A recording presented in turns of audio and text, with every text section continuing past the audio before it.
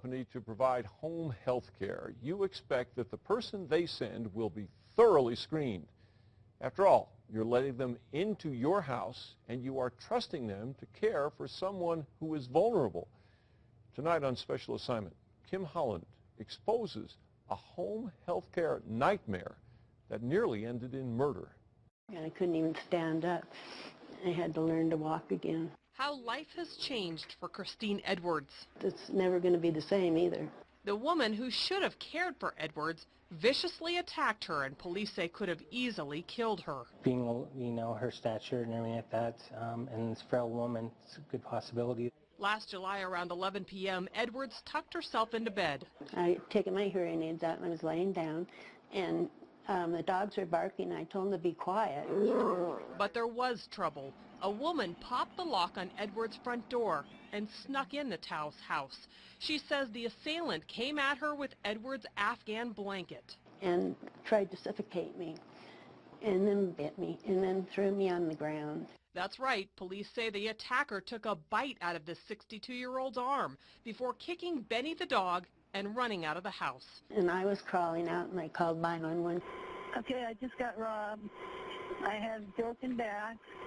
They came in the room. I broke my shoulder, I'm sure. And she had my purse, my phone, my money. The case surrounds the pills the attacker also took, oxycodone pills.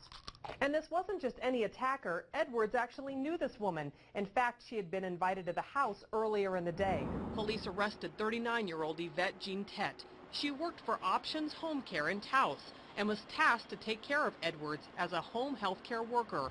On her second visit, Edwards says Jean Tett zeroed in on the oxycodone pills. There was my prescriptions on the table, and she goes, "Can I have one of those?" I said, "No, and I think you better leave now."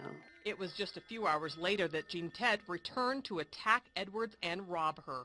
Police caught her 20 minutes after slipping out of Edwards' house and sneaking in another neighbor's house. She was locked in our home. Police say they found Edwards' purse, pills, and phone on Jean Tett. Edwards says she spent months in the hospital recovering physically, learning to walk again. But Jean Tett shouldn't have been allowed to care for Edwards at all. She has a nearly 2-decade-long criminal history, including convictions for aggravated battery, burglary, and drugs, which she told police she's hooked on. And that she did have a drug problem and she's getting help for it. A company spokesperson says background checks are done on all employees, but wouldn't explain how Jean Tett got the job. But we do know her Aunt Gilda Jean Tett worked for the Taos company and hired her. The company fired both after Edwards' attack. Physically, she still hurts. Emotionally, she still suffers. I don't trust people. I don't have any friends. I don't go out anywhere. But she's found a little room in her heart to move on. I forgive her because she's so sick, but I don't want her to get away with it again. On special assignment, Kim Holland, KRQE News 13.